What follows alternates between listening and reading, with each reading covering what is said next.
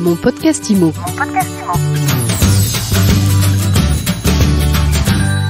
Bonjour et bienvenue dans ce nouvel épisode de mon podcast IMO. Après la Grèce, après l'Espagne, après le Portugal, on retrouve Thierry Vignal, fondateur de Mastéos, et on part en Italie. Bonjour.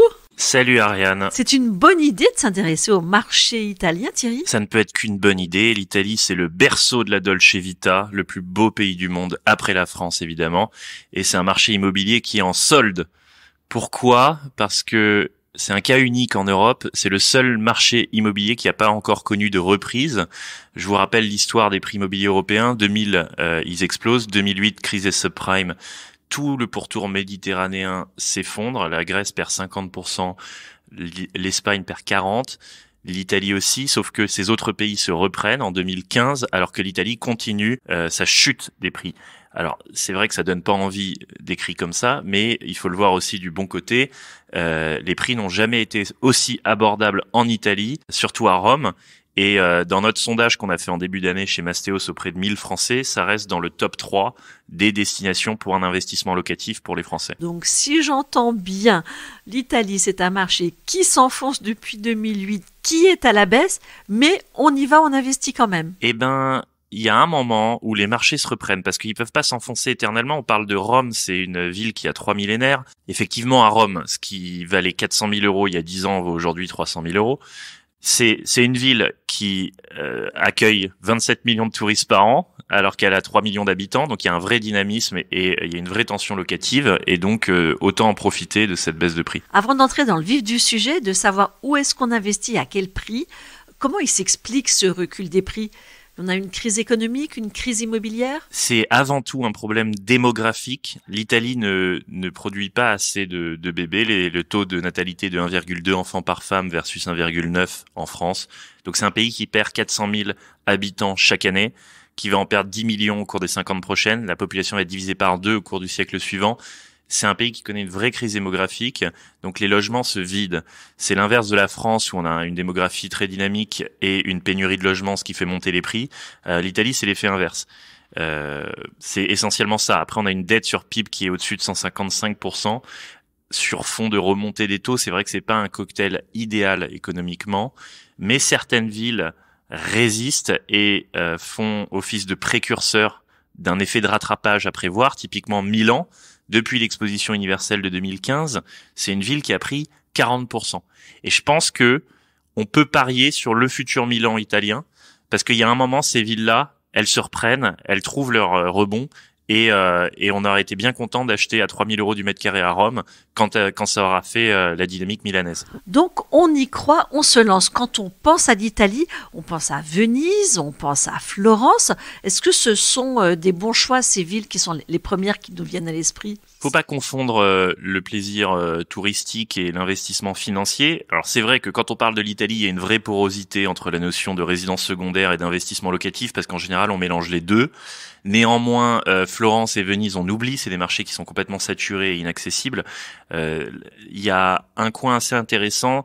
Dans le nord de l'Italie, il y a 3 villes qui ressortent. On peut parler de TGV, Turin, Gênes, Vérone, qui sont 3 villes de plus d'un demi-million d'habitants, assez dynamiques et qui offrent des rentabilités à 6-7%, des marchés qui sont sous-évalués, notamment Vérone, qui est une ville que je conseille pour un investissement locatif avec une bonne dynamique touristique pour faire du Airbnb, et des prix qui devraient profiter d'un effet de rattrapage. Au niveau des prix sur la ligne TGV italienne, du coup, on est à combien ? On est à moins de 2 000 euros du mètre carré. Et on peut espérer combien en rentabilité locative ? Entre 6 et 7%. Donc ça, c'est une première option. On parlait de Rome tout à l'heure. Est-ce qu'il faut l'exclure complètement ? Rome, c'est un marché hyper intéressant. Il y a Rome et Rome. Il y a le Rome Fontaine de Trévi et le reste de Rome. Alors l'ultra-centre historique, on est plus proche de 7000 du mètre.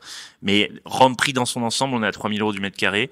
Il y a quand même un bon dynamisme économique, une bonne tension locative. La renta est à 5,5%. La transparence des prix est pas incroyable. Il n'y a pas de meilleurs agents qui peut indiquer à l'euro près combien coûte un appartement à telle adresse. On est vraiment sur un écart type assez important dû à l'absence d'acteurs comme Meilleurs Agents pour nous donner un peu d'infos. Donc un agent immobilier va nous dire que telle rue est à 3000 du mètre ou tel appart est à 3000 quand un autre va nous dire que c'est 2000 € plus cher. Il y a assez peu de sécurité des prix. Alors c'est plutôt dans le sud que le parcours d'acquisition est moins sécurisé. On conseille de faire ses armes en Italie en l'attaquant par le nord et en descendant progressivement. Donc c'est vrai que c'est plus rassurant de commencer son achat immobilier à Milan, bien que moins rentable vu que la ville a vachement explosé en termes de prix. Mais quand on descend dans le sud, c'est vrai que c'est un peu plus sportif. En revanche, le parcours est assez similaire à ce qui se fait en France. Première étape, la Proposta de Acquisto qui est l'offre d'achat. Deuxième étape, le préliminaire des compra vendita qui est un compromis de vente et dernière étape la réitération de l'acte authentique qu'on appelle atto publico.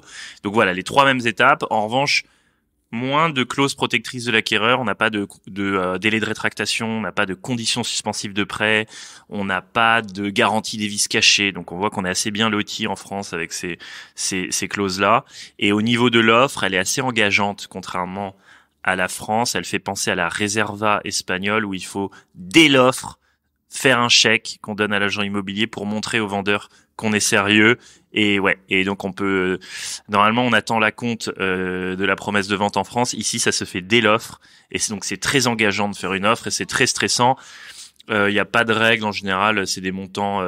Moi, j'ai vu beaucoup de chèques de 10 000 € dès l'offre pour des appartements à 300 000. Côté financement, Thierry, ça se passe comment ? Côté financement, pour un Français, c'est toujours compliqué de faire du financement transfrontalier.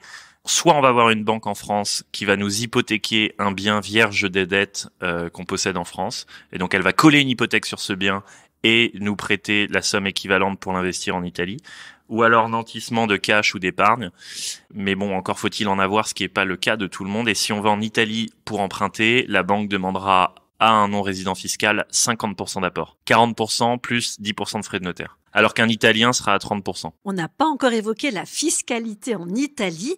Comment ça se passe ? Pour un investisseur français, l'option la plus courante, c'est de prendre la flat tax sur les revenus locatifs, qui est non négligeable, mais qui a le mérite d'être clair, 21% du loyer. Voilà. 21% du loyer en fiscalité. J'aimerais bien que l'on revienne aussi sur les prix moyens du mètre carré. En Italie, le prix moyen, il est à 1 900 € du mètre carré.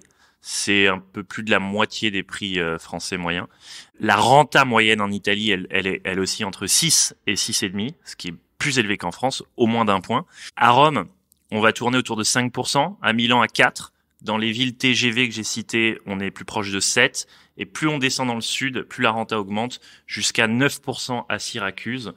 Mais il y a tout le risque qui va avec cette rentabilité. Donc faire attention.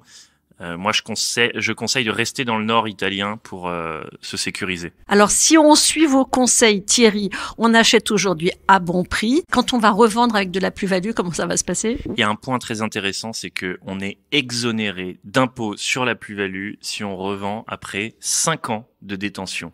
Bon, ben c'est pas mal ça comme argument, pas de plus-value au bout de 5 ans. On a une idée d'ailleurs des motivations de ceux qui achètent en Italie aujourd'hui ? Alors ceux qui ont des racines italiennes le font pour ces raisons. Pour les autres, c'est toujours un mix de tourisme et de financier, d'émotion et de finance. C'est rarement pour des raisons 100% financières qu'on investit. Faut d'abord aimer l'Italie, y aller avec le cœur, tout en gardant une certaine rationalité financière. Ça, c'est une magnifique conclusion. Merci beaucoup Thierry Vignal. Je rappelle que vous êtes président de Mastéos et avec tout, c'est toujours le Dolce Podcast. Merci Ariane. Mon podcast IMO.